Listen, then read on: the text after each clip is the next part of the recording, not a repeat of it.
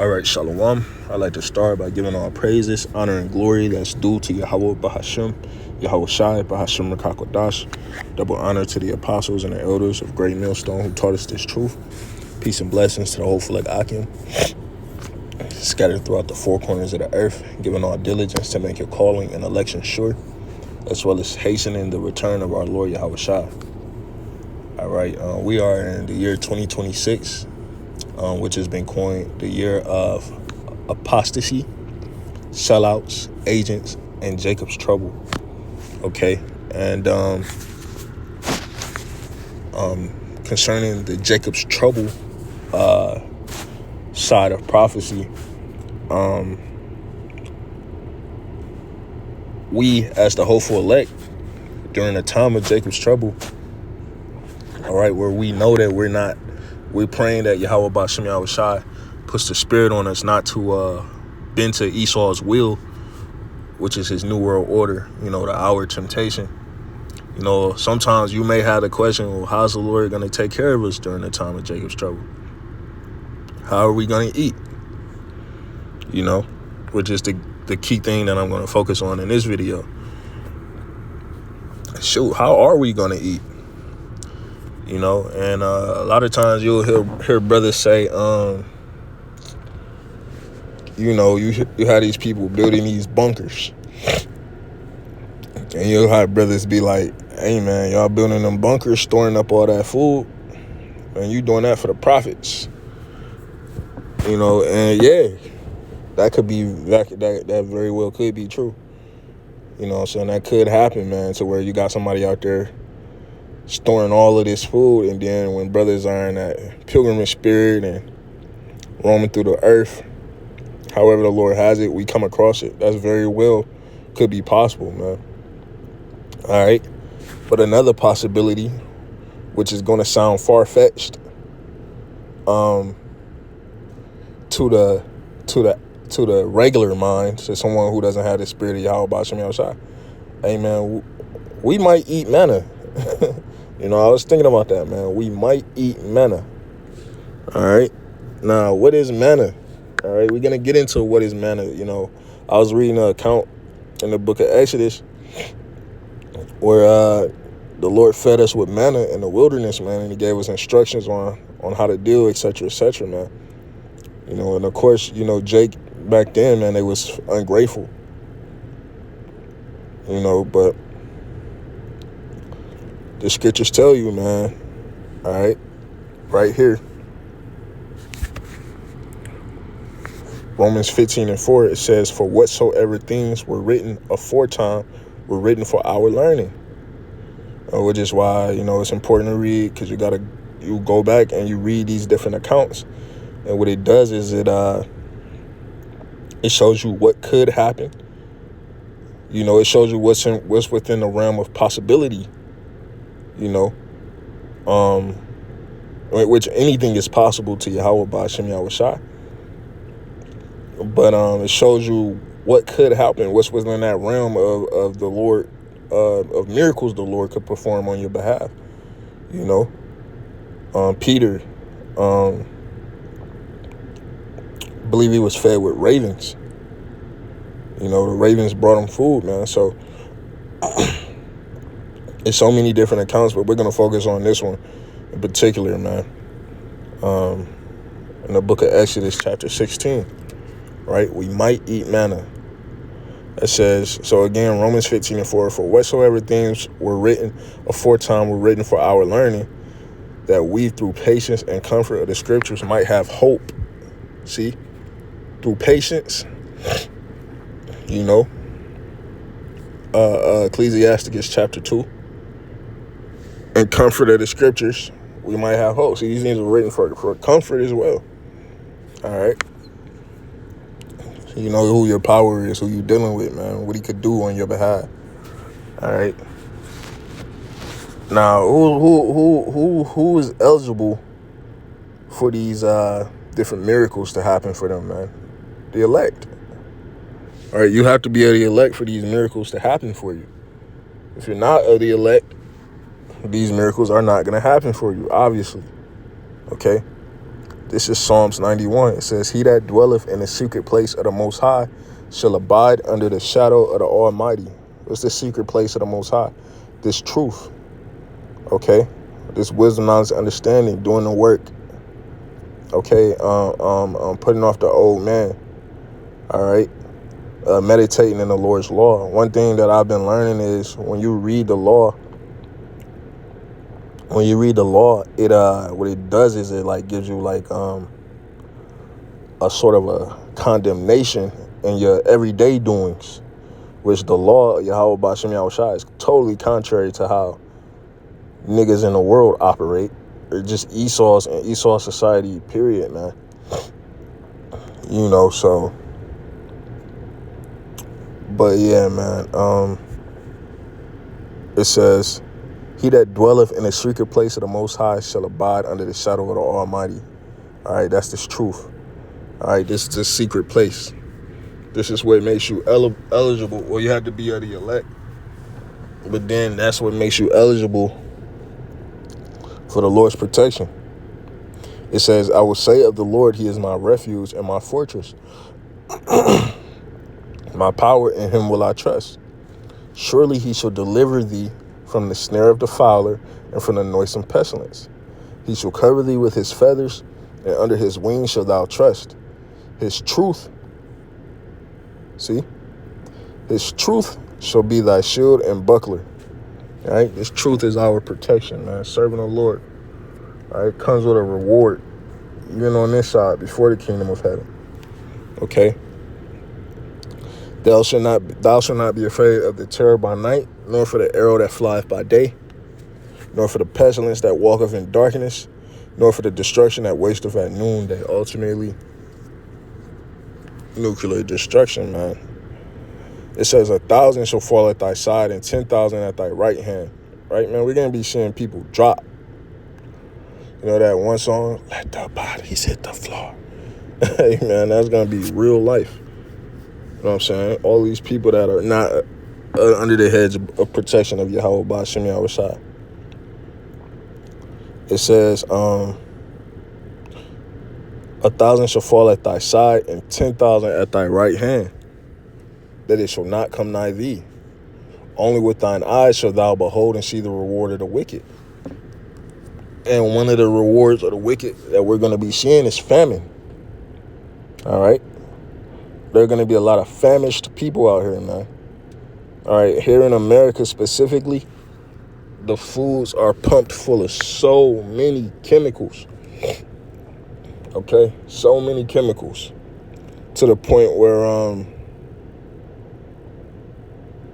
you know, if you, let's say you, I'm trying to think what's a good food that's like, well, all of this shit, man, really. Yeah, all of it. You can have withdrawals, man. Like, for example, fast food, right? Let's say you like to eat Wendy's all the damn time, man.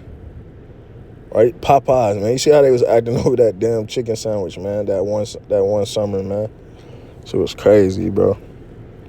But, you eat this food, man, and you go a couple days without eating your weekly Popeyes or whatever, you know, you start to feel some withdrawals, man. You hear hella stories of people who say they go overseas to other countries like Europe, for example, all right, and they be gone for 2 weeks and they'll lose 10 to 20 pounds.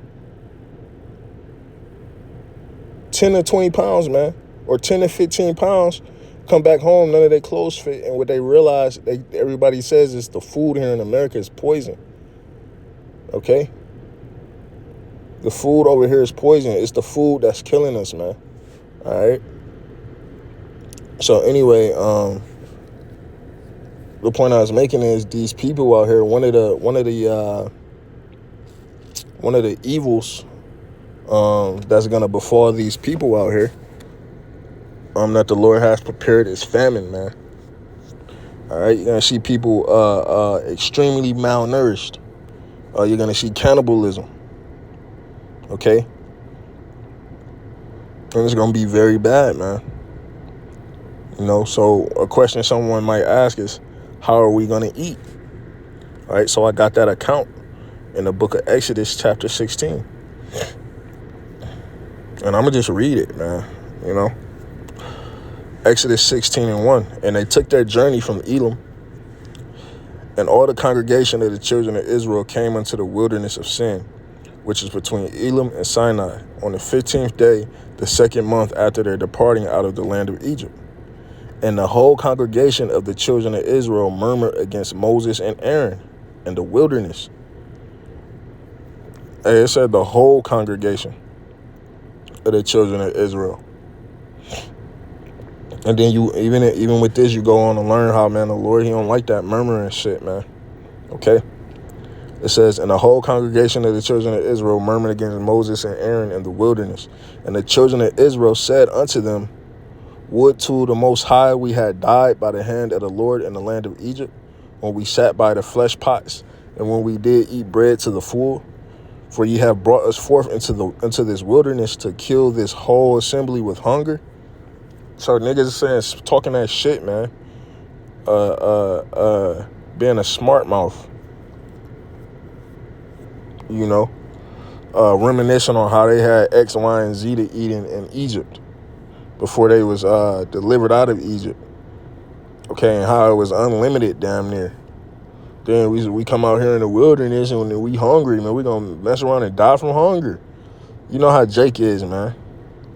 You know, infuriating Yahweh by Hashem Yahushai.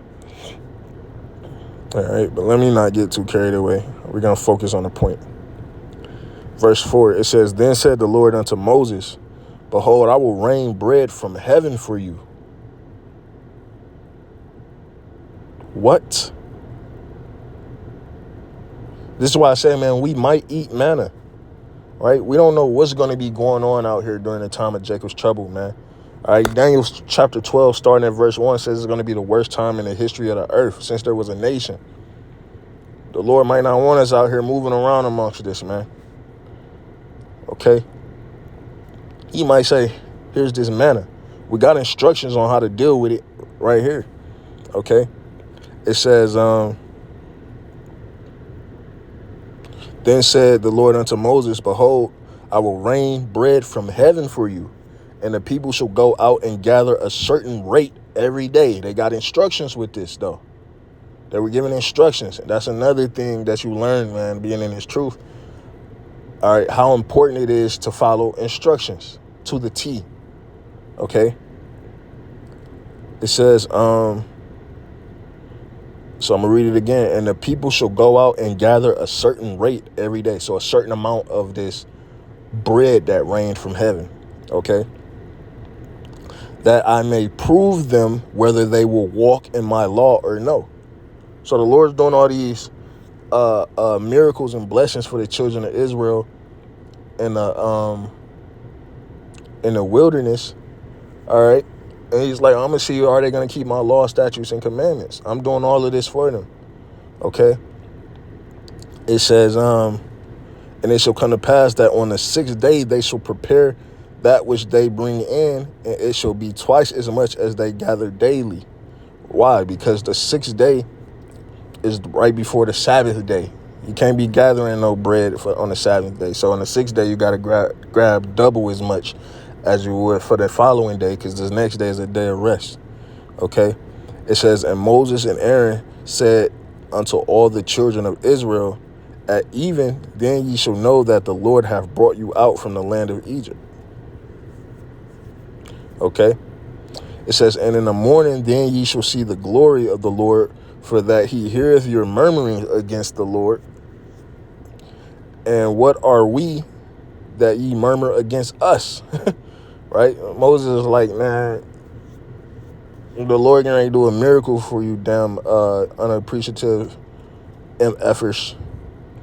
And it's like, who are we that you murmur against us? You're really murmuring against the Lord.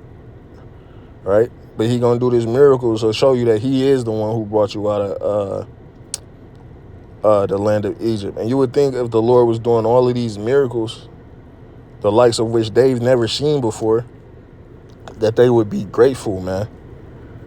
All right? But they weren't. It says,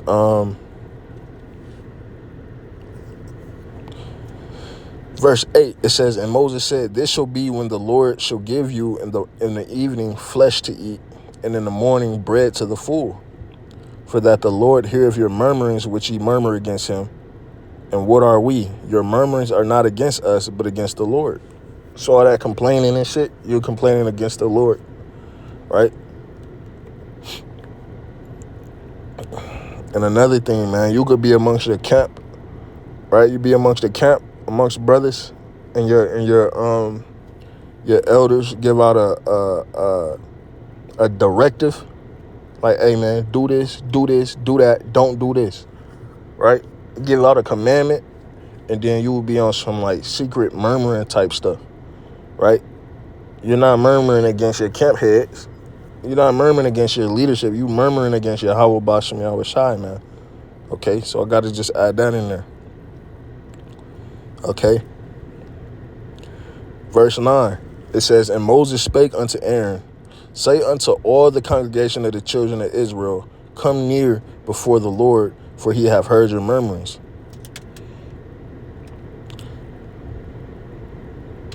And it came to pass, as Aaron spake unto the whole congregation of the children of Israel, that they looked toward the wilderness, and behold, the glory of the Lord appeared in the cloud, the chariot. And the Lord spake unto Moses, saying, I have heard the murmurings of the children of Israel. Speak unto them, saying, at evening ye shall eat flesh, and in the morning ye shall be filled with bread, and ye shall know that I am the Lord your power.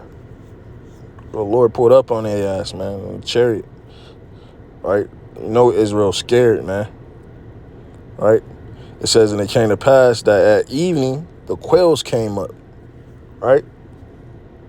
Let's see what a quail is.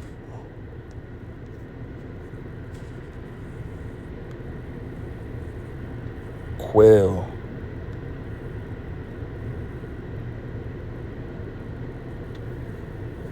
Right? So they had chicken, man, basically. Right? Quail are small ground-dwelling birds in the pheasant family, known for their plump bodies. See?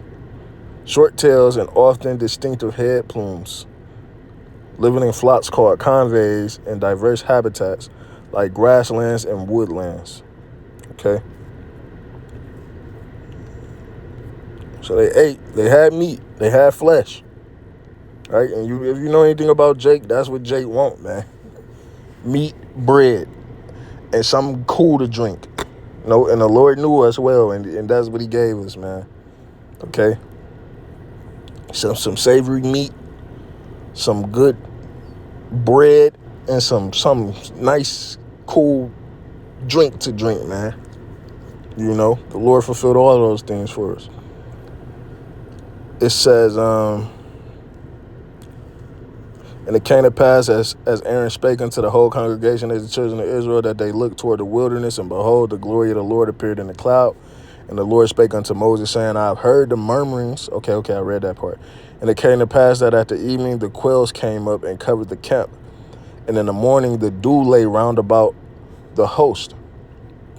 And when the dew that lay was gone up, behold, upon the face of the wilderness there lay a small round thing, as small as the hoarfrost on the ground.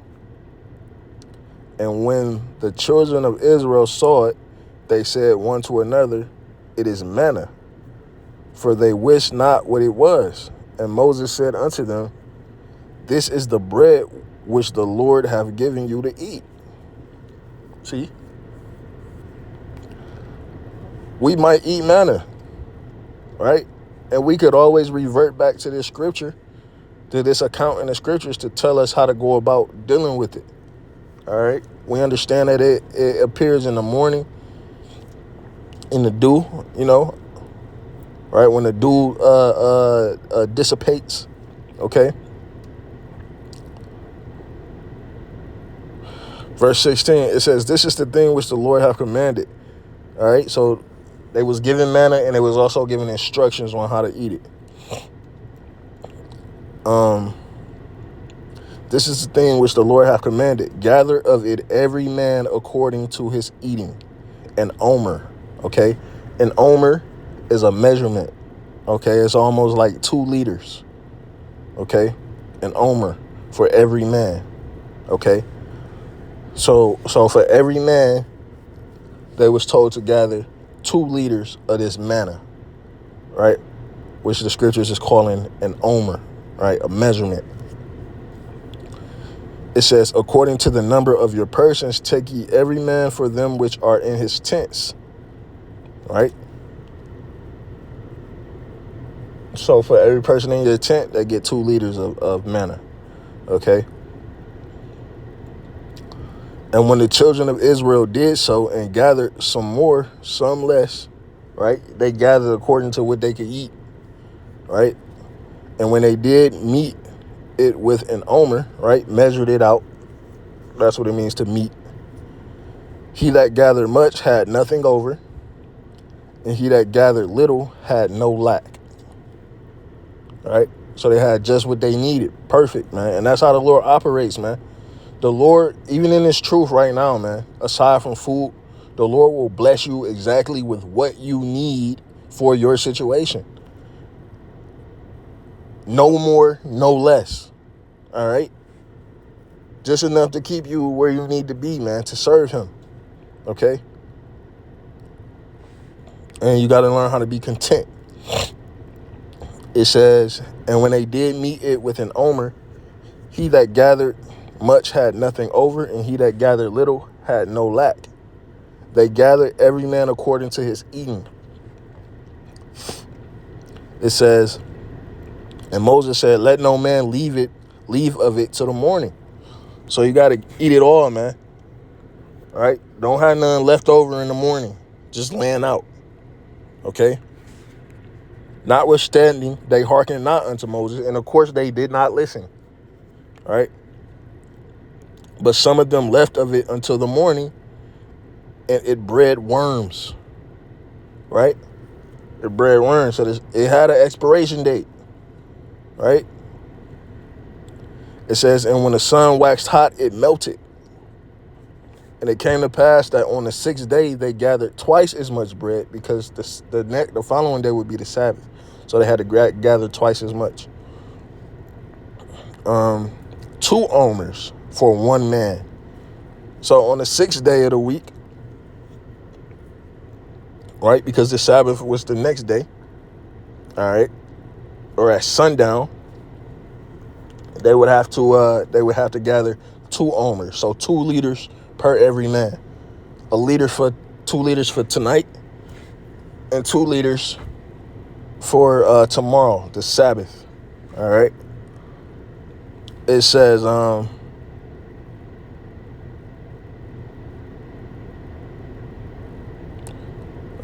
omers for 1 man, and all the rulers of the congregation came and told Moses. And he said unto them, this is that which the Lord hath said. Tomorrow is the rest of the holy Sabbath unto the Lord. Bake that which ye will bake today, and seethe that ye will seethe, and that which remaineth over lay up for you to be kept until the morning. And they laid it up till the morning as Moses bade, and it did not stink, neither was there any worm therein. And Moses said, eat that today, for today is a Sabbath unto the Lord. Today ye shall not find it in the field. 6 days ye shall gather it, but on the 7th day, which is the Sabbath, in it there shall be none. And it came to pass that there went out some of the people on the 7th day for to gather, and they found none. See, you always gonna have those who don't know how to follow directions or receive directions. They're hard of hearing, okay? They don't listen, okay? It says, and the Lord said unto Moses, how long refuse ye to keep my commandments and my laws? See, for that the Lord have given you the Sabbath, therefore he giveth you on the 6th day the bread of 2 days. Abide ye every man in his place. Let no man go out of his place on the 7th day. So the people rested on the 7th day. All right. So the point of me reading this account was, hey, man, the scriptures say that things that are written aforetime were written for our learning. And hey, man, you never know, man. The Lord could have us The Lord can have us eating manna, you know. And if you go on to read, man, hey, man, the children of Israel ate manna for 40 years in the wilderness, you know, 40 years. So let's read this real quick, man. However the Lord does it, man, he's going to make sure we eat, and he's going to make sure we have more than enough. This is Isaiah 65.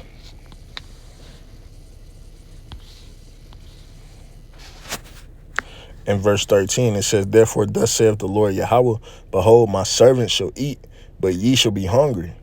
Right? That would be those that are not of the elect. Behold, my servants shall drink, but ye shall be thirsty. Behold, my servants shall rejoice, but ye shall be ashamed. Behold, my servants shall sing for joy of heart, but ye shall cry for sorrow of heart, and shall howl for vexation of spirit. Okay? So, amen, the Lord, he's going to take care of us. There's countless accounts in the scriptures of times the Lord fed us and gave us drink, you know, delivered us in certain particular situations. So if you only just go and read and learn these different accounts, man, you'll be able to meditate on them, and you'll know what's in the realm of possibilities. Even though anything is possible to the Lord, you'll get to learn how far out the Lord is. All right. And also with how far out he is, man, the Lord always gives direct instructions on how to deal, man. And it's important to follow those instructions to the T. All right. So, hey, man, Lord's will, I be of the elect. It would be nice to see, to have read about this account and then to be able to see it actually manifest in the second Exodus. Okay. Some manna. That would be pretty neat. You know, so Lord's will, this video was edifying, and shalom.